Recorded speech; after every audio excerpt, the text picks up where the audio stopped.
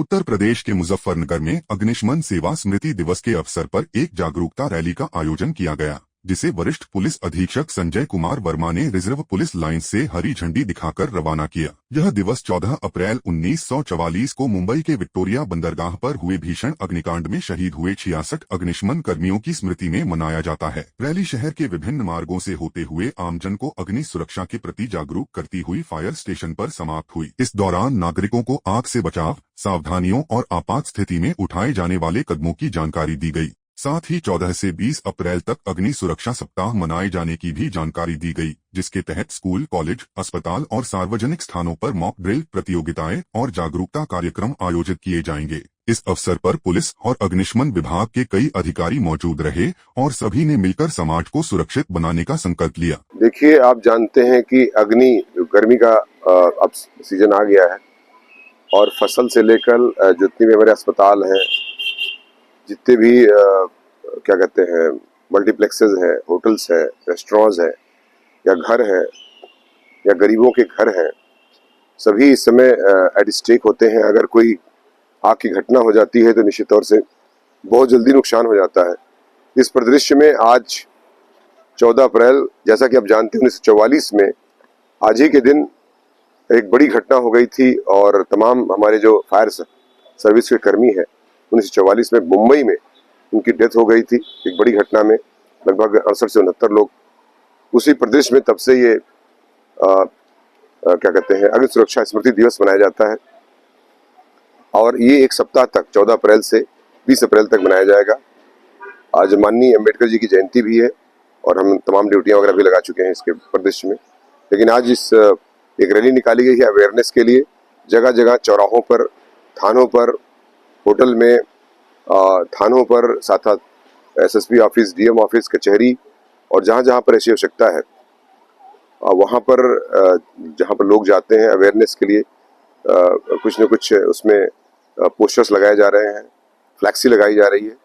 तो निश्चित तौर से अवेयरनेस और प्रोग्राम भी कराया जा रहा है। आप देखेंगे एक रैली के माध्यम से आज अवेयरनेस का प्रोग्राम कराया जा रहा है पूरे जनपद में। तो इस प्रकार से आज ये स्मृति दिवस जो फायर अग्निशमन सेवा स्मृति दिवस के रूप में मनाए, उसके साथ साथ अवेयरनेस भी कराएंगे ताकि जान माल की सुरक्षा अधिक से अधिक हम कर सकें और भारत राष्ट्र के निर्माण में सहयोग प्रदान कर सकें।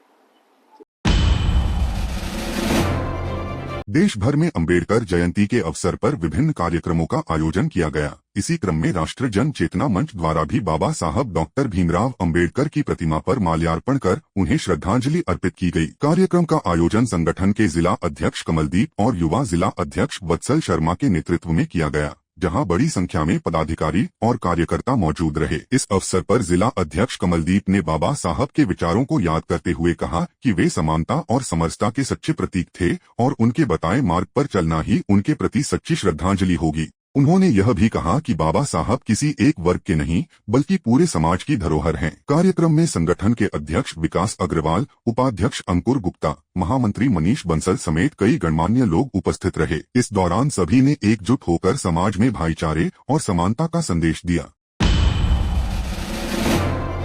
उत्तर प्रदेश के मुजफ्फरनगर में अंबेडकर जयंती के अवसर पर लोक जनशक्ति पार्टी रामविलास के पदाधिकारियों ने मानवता और सेवा की मिसाल पेश करते हुए महिला जिला अस्पताल में भर्ती मरीजों को फल वितरित किए और उनके शीघ्र स्वस्थ होने की कामना की। इस दौरान कार्यकर्ताओं ने डॉक्टर भीमराव अंबेडकर को नमन करते हुए उनके विचारों को याद किया और कहा कि बाबा साहब द्वारा रचित संविधान ने देश को समानता, न्याय और अधिकारों की मजबूत नींव दी है। उन्होंने कहा कि आज हर व्यक्ति कानून के दायरे में है और समाज में भेदभाव को खत्म करने में बाबा साहब की भूमिका सबसे महत्वपूर्ण रही है।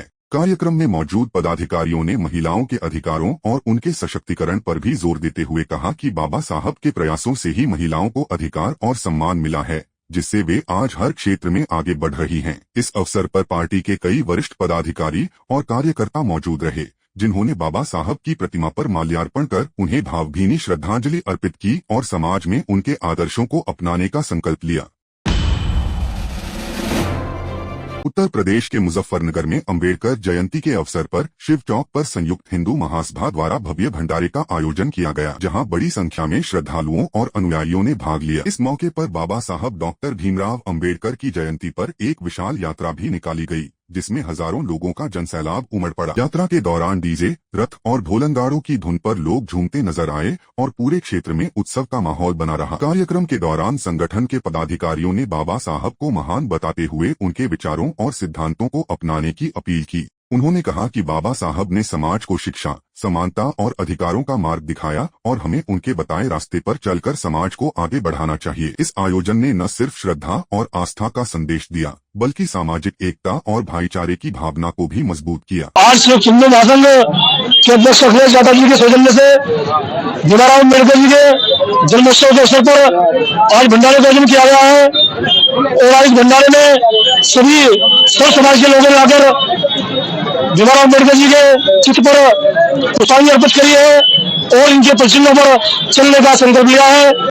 हमारा सभी का मानना है कि भीमराव अम्बेडकर जी ने हमेशा सर्व समाज के दबे कुचले बच्चों को आगे बढ़ाने का कार्य किया है और सर्व समाज के किसी भी अगले व्यक्ति हो और वो कहीं भी उन्हें दबा हुआ कुचला दिखाई दिया, इन्होंने उसके लिए आवाज उठाई। और आज मैं इस महान पर्व पर एक बात कहना चाहूंगा कि महापुरुषों के जन्म पर प्रकृति ने कोई भेदभाव नहीं किया, भगवान ने भी कोई भेदभाव नहीं किया। हम ही लोग हैं जो उन्हें जाति के प्रभाव देते हैं। आप ये देखिए इस एक ये हमारा हिंदू नववर्ष का प्रथम महीना है और सभी महापुरुषों की जयंती इसी महीने में होती है। भगवान श्री राम जी की हुई, हनुमान जी की हुई, रविदास जी की हुई, अम्बेडकर जी की हुई, समार जी की हुई, परशुराम जी की होगी, परशुराम जी आने वाली है, होलकर जी की आने वाली है। इसी महीने में सभी महापुरुषों की जयंती है। तो इस प्रकार भगवान ने कोई भेदभाव नहीं किया, इस पवित्र महीने में ही सबको धरती पर भेजा। इसी तरह हमें सनातन धर्म के सब समाज के लोगों को सभी महापुरुषों की जयंती को बड़े धूमधाम से मनाना चाहिए। अध्यक्ष संयुक्त हिंदू महासंघ ये प्रतिवर्ष की भांति इस बार भी संयुक्त हिंदू महासंघ के द्वारा कढ़ी चावल और हलवे का प्रसाद वितरण किया जा रहा है।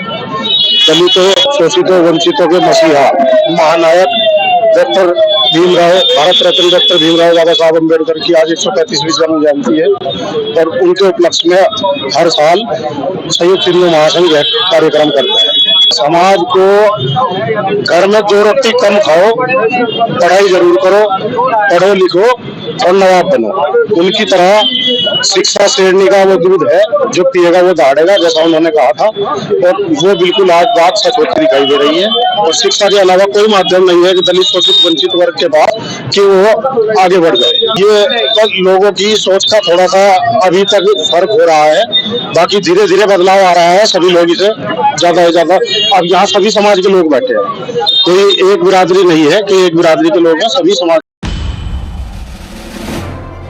हरियाणा के पंचकूला में अंबेडकर जयंती के अवसर पर समता दौड़ कार्यक्रम का भव्य आयोजन किया गया, जिसमें बड़ी संख्या में लोगों ने हिस्सा लिया। इस कार्यक्रम को हरियाणा के मुख्यमंत्री नायब सिंह सैनी ने हरी झंडी दिखाकर रवाना किया। इस मौके पर प्रदेश अध्यक्ष मोहन लाल बडौली, कैबिनेट मंत्री कृष्ण बेदी और महिला आयोग की चेयरमैन रेणु भाटिया भी मौजूद रहीं। कार्यक्रम के दौरान सामाजिक समता, समानता और एकता का संदेश दिया गया। वहीं लोगों में खासा उत्साह देखने को मिला। इस आयोजन का उद्देश्य समाज में बराबरी और भाईचारे की भावना को मजबूत करना था, जिसे लोगों ने बढ़ चढ़कर समर्थन दिया।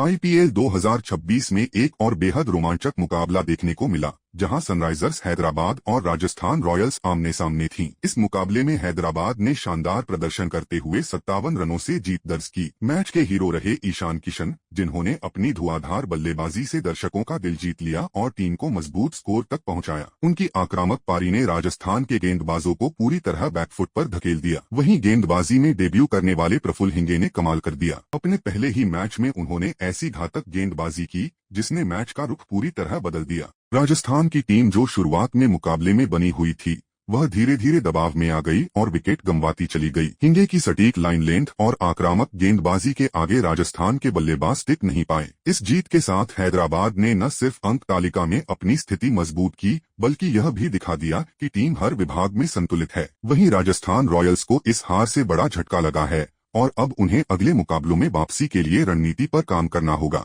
कुल मिलाकर यह मुकाबला बल्लेबाजी और गेंदबाजी दोनों के शानदार प्रदर्शन का बेहतरीन उदाहरण रहा, जिसने फैंस को भरपूर रोमांच दिया। IPL 2026 में हर मुकाबले के साथ रोमांच अपने चरम पर पहुंचता जा रहा है और आज का मुकाबला भी कुछ ऐसा ही होने वाला है, जहां कोलकाता नाइट राइडर्स और चेन्नई सुपर किंग्स आमने सामने होंगी। एक तरफ केकेआर की टीम है जो इस सीजन में अब तक जीत का खाता नहीं खोल पाई है और इस मैच में हर हाल में जीत दर्ज कर वापसी करना चाहेगी। टीम के खिलाड़ियों पर दबाव जरूर है, लेकिन 2-0 क्रिकेट में एक जीत पूरी तस्वीर बदल सकती है। वहीं दूसरी तरफ सीएसके की टीम है जिसने लगातार 3 हार के बाद पिछले मुकाबले में शानदार जीत दर्ज की और अब उसी आत्मविश्वास के साथ मैदान में उतरने वाली है। चेन्नई की टीम के पास अनुभव की कमी नहीं है और बड़े मैचों में वापसी करना उन्हें अच्छी तरह आता है। दोनों टीमों के बीच मुकाबले की बात करें तो आंकड़े भी काफी दिलचस्प रहे हैं, जहां कभी केकेआर ने बाजी मारी तो कभी सीएसके ने अपना दबदबा दिखाया है। इस मैच में बल्लेबाजी और गेंदबाजी दोनों ही विभागों में कड़ी टक्कर देखने को मिल सकती है। पिच और परिस्थितियां भी अहम भूमिका निभाएंगी, खासकर चेन्नई के मैदान पर स्पिनर्स का रोल काफी महत्वपूर्ण माना जाता है। ऐसे में दोनों टीमों की रणनीति भी इसी के अनुसार तय होगी। फैंस को एक हाई वोल्टेज मुकाबले की उम्मीद है जहां आखिरी ओवर तक रोमांच बना रह सकता है। अब देखना दिलचस्प होगा कि केकेआर अपनी पहली जीत दर्ज कर पाती है या फिर सीएसके अपनी जीत की लय को बरकरार रखती है। ये 11 तारीख की रात्रि में एक ब्लाइंड मर्डर हुआ था राजेंद्र नगर थाना क्षेत्र में। एक खुले मैदान में एक हमें डेड बॉडी मिली थी जिसका फेस जो है पूरा उसको मतलब हाइड करने के अंदेशे से ईंट और पत्थर से पूरे फेस को स्मच कर दिया था और उसमें एक बॉडी मिली थी। वहां पे ना तो कोई आइडेंटिटी थी जिससे विक्टिम को आइडेंटिफाई किया जा पा रहा था, ना कोई सीसीटीवी कैमरा थे। तो बेसिकली ये पूरा कंप्लीटली ब्लाइंड मर्डर था। वहां पे बस हमारे पास 2 क्लू थे, 2 कीपैड मोबाइल फोन्स मिले थे हमें घटना स्थल पे और उसमें भी सिम कार्ड्स नहीं थे। तो ये पुलिस के लिए चैलेंज था कि सबसे पहले जो है विक्टिम की आइडेंटिटी को मतलब आइडेंटिटी डिस्क्लोज करना। तो दोनों मोबाइल्स का फॉरेंसिक एनालिसिस किया गया था और उसमें जो भी कॉन्टैक्ट्स थे उसको रिट्रीव किया गया साइबर सेल की मदद से। उसके बाद जो हमें कॉन्टैक्ट्स मिले उन कॉन्टैक्ट्स पे हमने सभी पे संपर्क किया तो हमें एक क्लू मिला था कि जो है कहीं ना कहीं विक्टिम सागर का हो सकता है। उसके बाद जो हमने फर्दर जब कुछ लोगों से और बातचीत की तो इसमें जो मृतक है उनकी आइडेंटिटी क्लियर हुई। मृतक जो है गोलू उर्फ कृष्ण कुमार अहिरवार, उम्र 28 साल, ये मकरोनिया सागर के आइडेंटिफाई हुए थे। उसके बाद जब घर वालों से पूछताछ की गई तो उनकी धर्मपत्नी का हमें पता लगा और फिर उनको पुलिस थाने बुला के पूछताछ की गई। पूछताछ के बाद उनने हमें कुछ संदेहियों के नाम बताए गए थे, एक लिस्ट बनाई गई और फिर उस लिस्ट पे जब वर्क किया गया तो फिर फाइनली जो है हम आरोपियों तक पहुंचे। इस मर्डर में बेसिकली 3 आरोपी हैं जिनको तीनों को अभी पुलिस अभिरक्षा में लिया गया।